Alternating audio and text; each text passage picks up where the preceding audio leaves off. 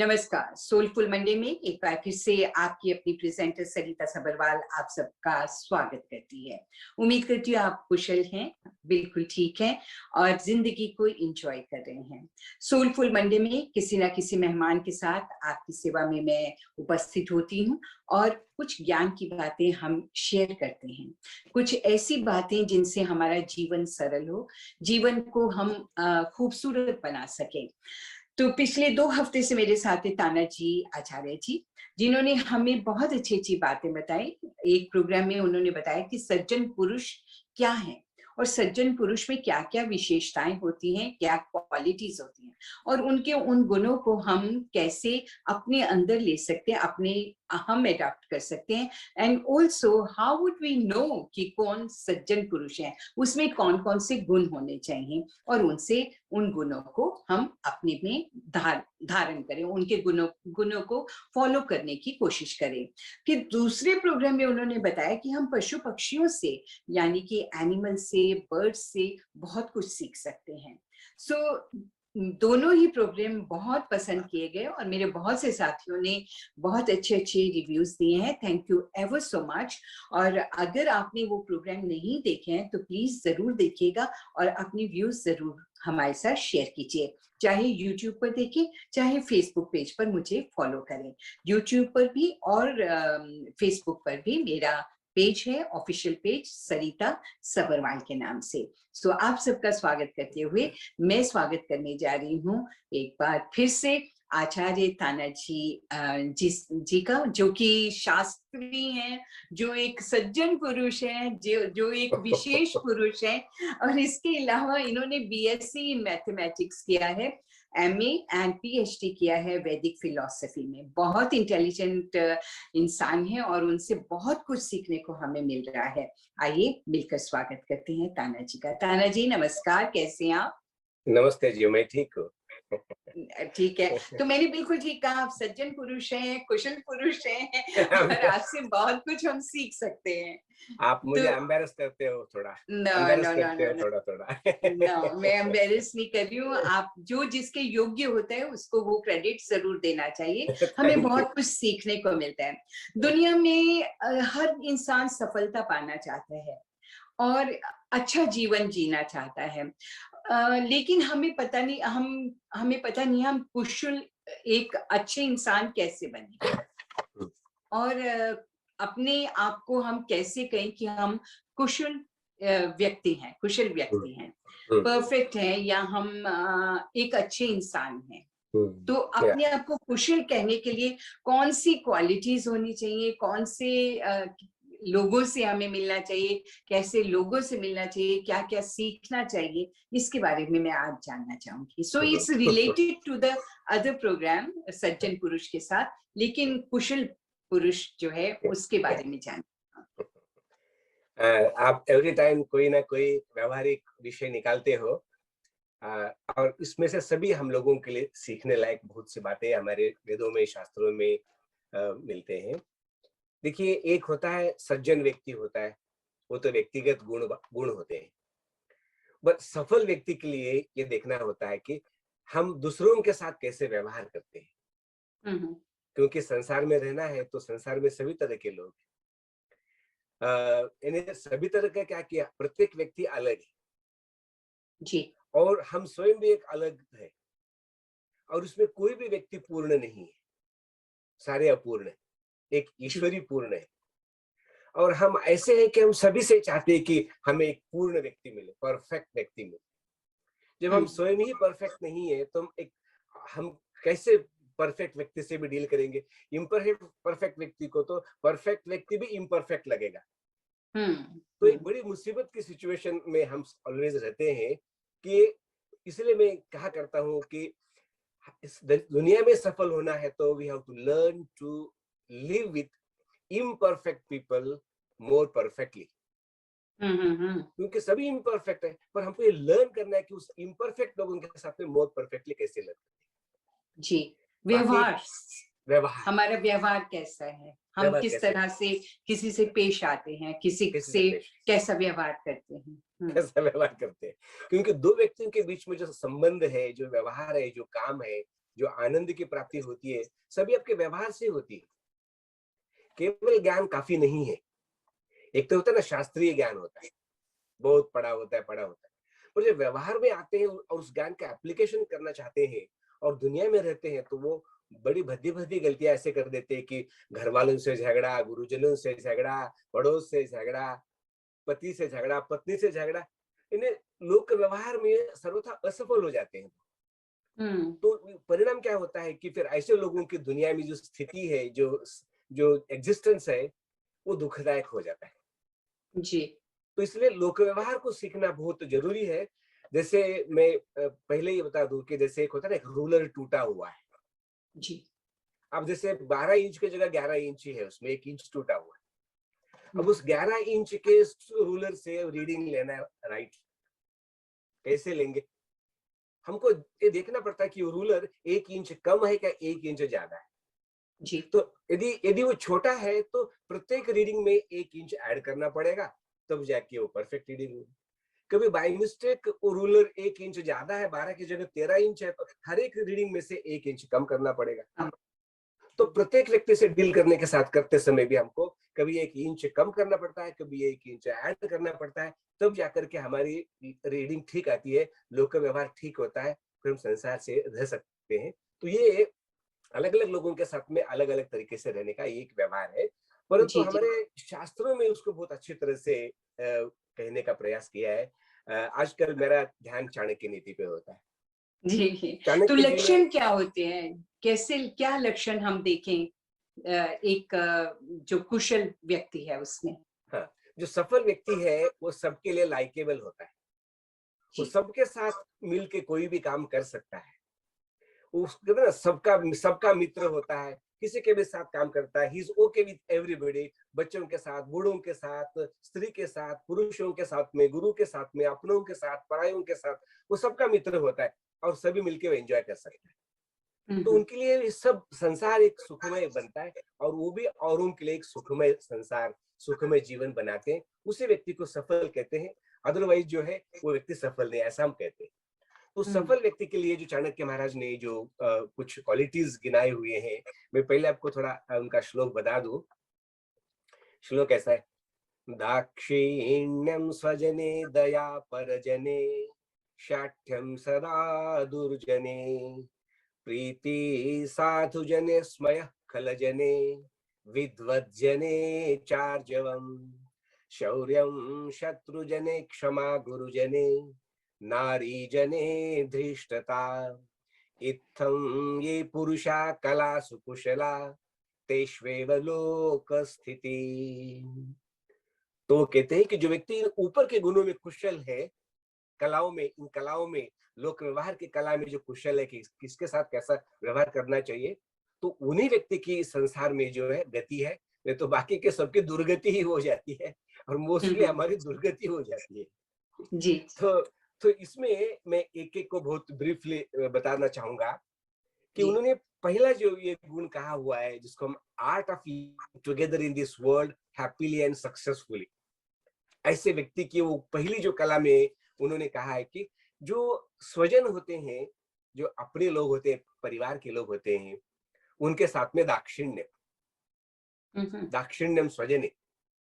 दाक्षिण्य का अर्थ होता है जैसे एज यू प्लीज, कोई बात नहीं, चलेगा, गो एंजॉय, एडजस्टमेंट समझे? या कोऑपरेट करना। हाँ, कोऑपरेट करने का है उनका। हमारा जैसे हम माँ बाप बच्चों के लिए कैसे कहते हैं, कोई बात नहीं, कोई बात, इन्हें हर बात में उनको रुकावट नहीं डालते, कोशिश ये करते हैं कि कोई बात नहीं, चलो खुश हो जाओ, लो तुम खुश रहो।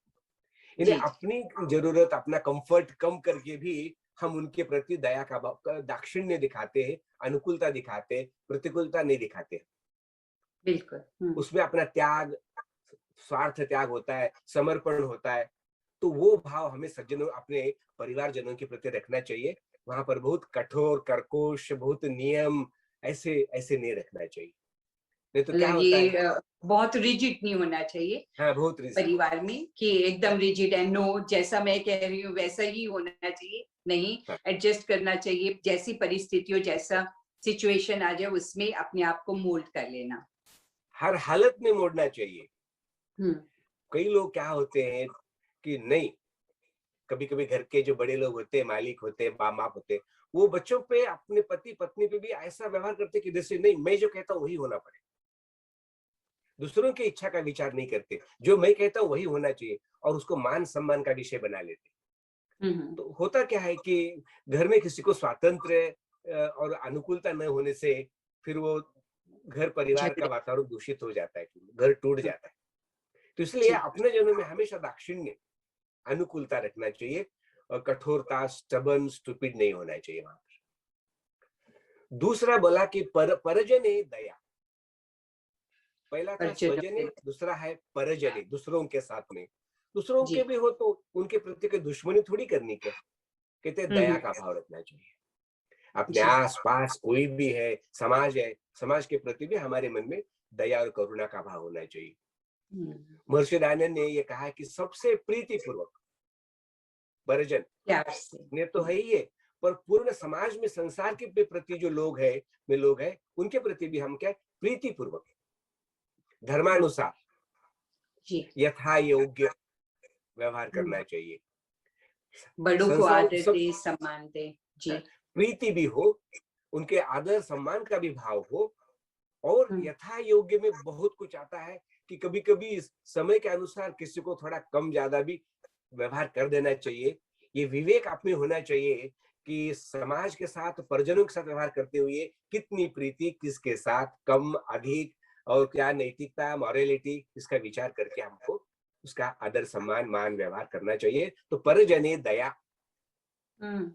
तीसरा है कि हाँ, कहते शाठ्यम सदा दुर्जने। तो तीसरा दुर्जन। दुर्जन का मतलब बुरे लोग, जो दुष्ट होते हैं। सज्जन नहीं, दुर्जन है ना, जिसमें बुरे गुण है, जो लोगों को तकलीफ देते हैं, अच्छे लोग नहीं है, जेंटलमैन नहीं है। तो कहते शाठ्यम सदा, कहते शटे शाठ्यम समाचरित। दुष्ट लोगों के साथ में दुष्टता का व्यवहार ही करना पड़ेगा आपको, नहीं तो क्या है कि आप खत्म हो जाओ, वो आपको नहीं जीने तो नहीं देगा। नहीं तो आपको मिसयूज कर लेंगे वो लोग। हाँ ना, तो वो आपका जीना हराम कर देगा, नुकसान पहुंचाएंगे। नुकसान पहुंचाएगा, जीना हराम कर देगा आपको। तो इसलिए सबके साथ सज्जनता का और दया करुणा का भाव नहीं है। कोई दुष्ट होगा तो उसके साथ में दुष्टता का ही व्यवहार करना चाहिए। कोई छल है, कपटी है कोई, तो उसके साथ छल कपट के साथ ही व्यवहार करना चाहिए, नहीं तो वो आपको लूट लेगा वो। जैसे वो कहते ना, वो कबीर के बारे में, रास्ते में कोई बुचर जो था वो गाय को ले जा रहा था मारने के लिए। तो उसने पूछा कि गाय किधर गई, तो उन्होंने कहा, उल्टा बोला, लेफ्ट को गई। तो गाय गई थी राइट को, तो उन्होंने बोला लेफ्ट को गई। तो बोला इसको मैं सही बोलूं तो गाय को मार देगा। तो इसलिए शठों के साथ में शाठ्यम, तो जैसे को तैसा, टिट फॉर टैट। हाँ, और ये हमको आना चाहिए। कुछ लोग ऐसे होते हैं कि सज्जन लोगों के साथ तो व्यवहार कर लेते हैं, और दुष्ट लोगों के साथ निपट नहीं पाते। उनको शठता करने को नहीं आती। कई बार होता है ना कि सामने वाला शत्रु, सामने वाला तुम्हारे ऑलवेज तुम्हारा बुराई करता है, नुकसान करता है, और तुम फिर भी उसको सहते चले जाते हो। तो लगातार दुष्टों को सहन करना भी अच्छा ही नहीं है, अच्छा नहीं है। वो अन्याय कर रहे तुमके ऊपर, तुम्हारा अपमान कर रहे, तो कहीं स्टैंड ले लो ना अपना। बिल्कुल, स्टैंड लेने को भी आना चाहिए। दुष्टों को भी शिक्षा और दंड देने की हिम्मत और कला होनी चाहिए उनकी। तीसरी बात। चौथी बात है साधु जने। पहला स्वजने, फिर परजने, फिर दुर्जने, फिर साधु जने। साधु जनों में क्या है, प्रीति। साधु का मतलब होता है सबका भला करने वाला, सज्जन। शंकर, ये भोले शंकर है, ये सबका भला करने में लगे रहते, उनको अपना पराया कुछ नहीं होता है। तो ऐसे लोगों के प्रति प्रेम की भावना रखनी चाहिए, आदर का भाव होना चाहिए। साधु जनों के प्रति ईर्ष्या द्वेष नहीं होना चाहिए, नहीं तो क्या होगा कि आप में बुराइयां आ जाएगी फिर। और साधु संगति, पता है ना कि साधु संगति बहुत शीतल होती है, बहुत होती है। उनके साधु के संग में तो सब कुछ आनंद ही आनंद, सुख ही सुख मिलता है, तो शांति मिलती है, सुकून मिलता है, शांति मिलती है जी। तो साधु जनों के साथ में प्रीति का व्यवहार करना है, उनके साथ ईर्ष्या द्वेष का, दुश्मनी का भाव कभी भी नहीं रखने का है, ये बहुत जरूरी है। पांचवी बात है खल जने। खल का मतलब होता है क्रिमिनल टाइप के, गुनेगार टाइप के लोग होते हैं। जी जी, दुष्ट, जहां जाए वो टेररिज्म करना, चोरी झपटी सीना जोरी, वो है ना, खल खल बुरे लोग, गुनहगारी करने वाले लोग होते हैं। तो आपको पता है कि पुलिस कैसे करती है ऐसे लोगों के साथ? जोर जबरदस्ती, डंडा चला करके, उग्रता का व्यवहार करके, उनके साथ अशिष्ट व्यवहार करके फोर्सफुली उनको कंट्रोल करते हैं और उनको रोकते हैं अच्छी तरह से। उनका घमंड चूर कर देते हैं, उनका अभिमान तोड़ देते हैं, उनके साथ एरोगेंस का व्यवहार करते हैं। खलों के साथ सज्जनता नहीं करना चाहिए। खलों के साथ में जो है स्मय का अर्थ होता है उग्रता से पेश आना चाहिए, फोर्सफुली पेश आना चाहिए और उसको कंट्रोल में लाना चाहिए उसको। अब वो जो जमाना नहीं है कि अगर किसी ने आपके को एक थप्पड़ लगाया तो दूसरी गाल आगे कर दो, वो बात नहीं करनी है। अगर आपको कोई बुरी तरह से पेश आ रहा है, क्रूर है आपके साथ और आपके साथ अच्छा व्यवहार नहीं कर रहा है, तो आप भी उसके साथ वैसा ही व्यवहार करें। लेकिन ये अपने घर के लोगों के साथ नहीं है और जो सज्जन पुरुष हैं उनके साथ नहीं है, परिजनों के साथ भी दया का भाव रखना चाहिए दिल में। लेकिन जो दुष्ट हैं, जो आपका बुरा कर रहे हैं और आपको पता चल रहा है कि वो आपका बुरा सोच रहे हैं, बुरा कर रहे हैं आपके साथ, तो आपको भी उनके साथ वैसे ही पेश आना चाहिए। बहुत अच्छी बात। अब जैसे ये जो दुर्जन बोला इसमें, जो खल बोला, खल का मतलब जैसे चोर है, बार बार चोरी कर रहा है, बार बार आपकी गाड़ी को तोड़ रहा है, कुछ ना कुछ नुकसान कर रहा है ऐसे आकर के, तो उनको उनके साथ में सज्जनता का नहीं है, उनके साथ बिल्कुल यानी कठोरता का व्यवहार करना चाहिए ताकि वो दोबारा वो गलत काम करके समाज का नुकसान न पहुंचाए। तो छठी बात है कि विद्वान लोगों के साथ कैसे व्यवहार करना चाहिए। तो बोला विद्वत जने चार्जव, जैसे कोई विद्वान है, कोई प्रोफेशनल व्यक्ति है, उनसे आपको ज्ञान लेना है, तो उनके साथ सरल, स्ट्रेट फॉरवर्ड, ऑनेस्ट व्यवहार करने का है। छल कपट या अहंकार का व्यवहार नहीं करना है। नम्रता, पोलाइटनेस, क्योंकि उनसे आपको ज्ञान लेना है। वो एक गुणी व्यक्ति है, तो ऐसे विद्वान लोगों के साथ में आप सरलता का भाव रखेंगे तो आपको ज्ञान मिलेगा। और यदि उनके साथ आप छल कपट करोगे, अहंकार का व्यवहार करोगे, तो फिर आपका नुकसान हो जाएगा। स्कूल में बच्चे गुरुजनों का आदर करके सरलता से व्यवहार करते हैं, उनसे नम्रता का भाव रखते हैं, तो गुरुजन उनके लिए बहुत कुछ दे देते हैं। बट जो गुरुजनों का अनादर करे तो और नम्र न हो, तो गुरु जी यदि अपना सोचे कि मैं इसको ज्ञान नहीं देगा तो शिष्य क्या करेगा जी। वो चाहे तो परीक्षा में फेल करवा देगा, उसका भविष्य बर्बाद कर सकता है। तो इसलिए विद्वान लोगों के साथ में, ज्ञानी लोगों के साथ में, कलाकारों के साथ में ऑलवेज सरलता का व्यवहार करना, छल कपट और अहंकार का व्यवहार नहीं करने का। सातवीं बात बोली शत्रुजने शौर्यम, शत्रुओं के साथ शूरता। सीधा सीधा आपका शत्रु है, जब देखे हाथ में डंडा लेके घूमता है, जहां मौका मिले आप शत्रु ही शत्रु है। शत्रु का मतलब एनिमी है आपका वो।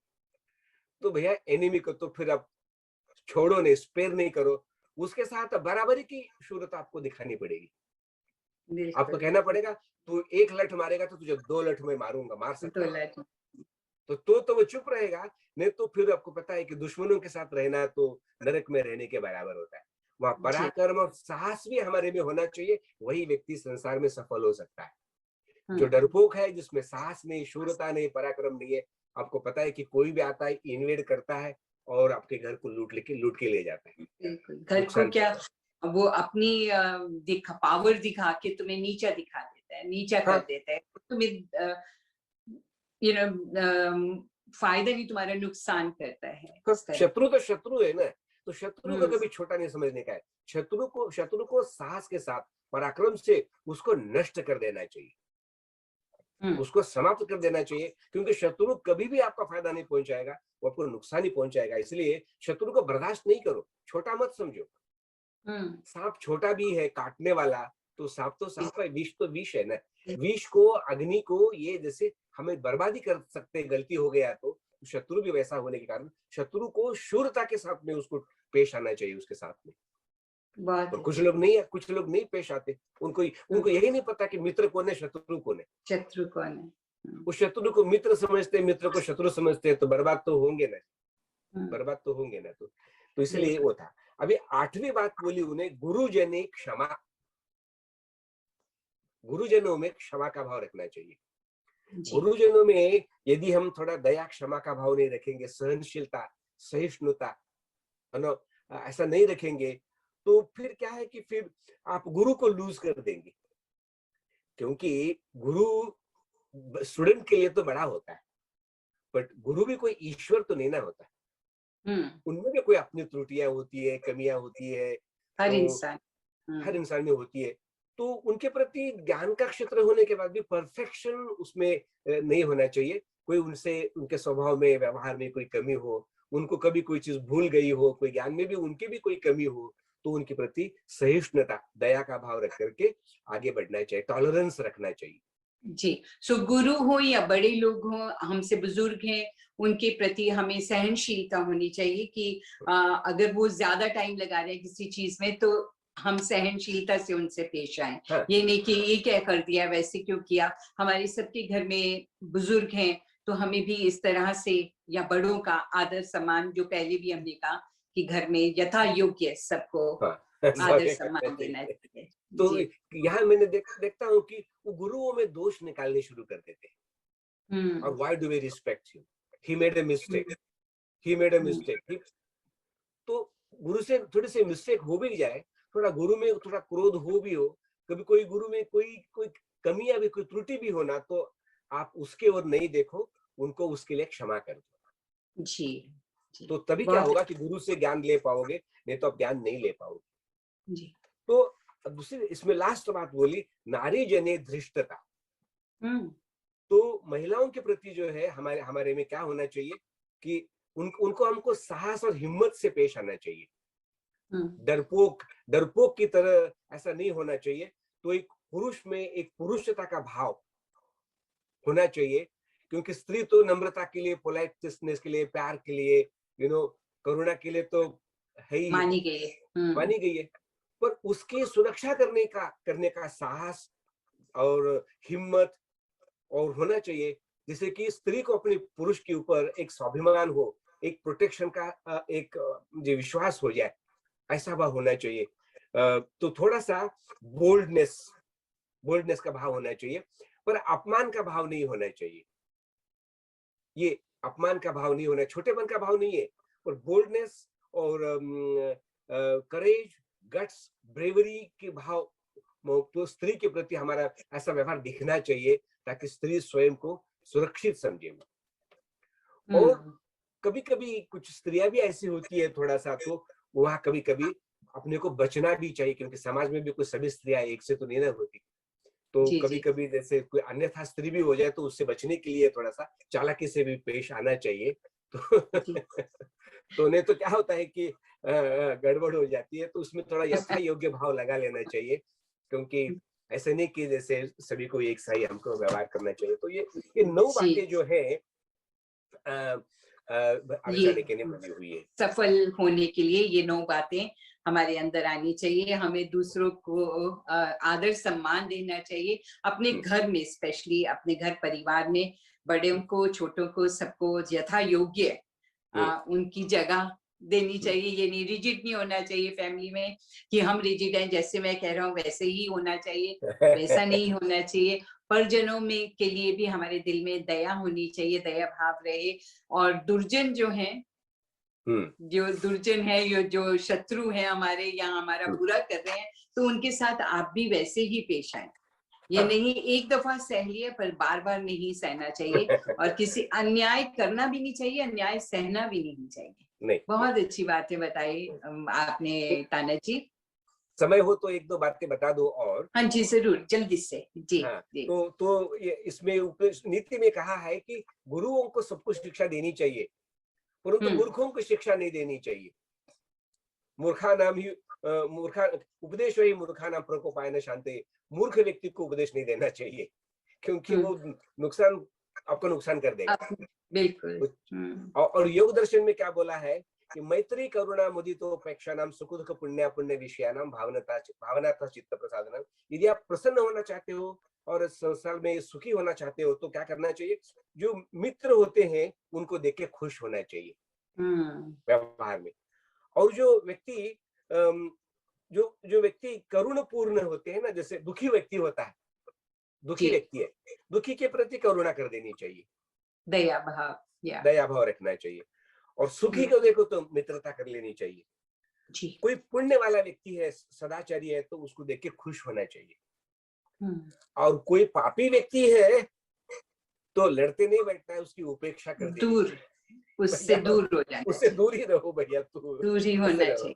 तो ऐसा व्यवहार करने से जो है चित्त की प्रसन्नता मानव जीवन में आती है। तो ऐसे बहुत सारे उपदेश लोक व्यवहार के लिए हमारे इसमें दिया हुआ है। और जो शास्त्र पढ़ा किसी काम का नहीं है, पर जो लोक में व्यवहार में जो सफल होते, तो गुणी होते, तो वो सब व्यक्ति इस संसार में आराम से जिंदगी जी सकते हैं। ताना जी, आपका बहुत बहुत धन्यवाद। बहुत अच्छी बातें बताई आपने और मुझे पूरी आशा है कि हमारे सभी व्यूअर्स को आज का प्रोग्राम भी जरूर बहुत पसंद आएगा। ताना जी, धन्यवाद आपका बहुत बहुत। और मैं सरिता अब आपसे आज्ञा चाहती हूँ। अगले हफ्ते फिर किसी नए टॉपिक पे बातचीत होगी और मुझे उम्मीद है कि इन बातचीत को आप अपने जीवन में भी ला रहे हैं। उनमें से थोड़ा सा अंश भी हम अपने अंदर लाएं, अपने को थोड़ा सा भी बदले, तो हमारा जीवन एक अच्छा जीवन और सुखी जीवन बन सकता है। अपना ख्याल रखिए और अपनों का भी ख्याल रखिएगा। मैं सरिता अब आपसे आज्ञा चाहती हूँ। हाँ, अगर आपको प्रोग्राम अच्छा लगा है तो प्लीज थम्स अप जरूर कीजिएगा और अपने दोस्तों के साथ शेयर भी जरूर कीजिए। You can follow me on my official Facebook page Sarita Sabharwal and Sarita Sabharwal again on YouTube. You can subscribe the channel and notification के लिए बेल को भी क्लिक कर दे तो नेक्स्ट टाइम आपको नोटिफिकेशन भी मिल जाएगी। अपना ध्यान रखिए। Bye bye.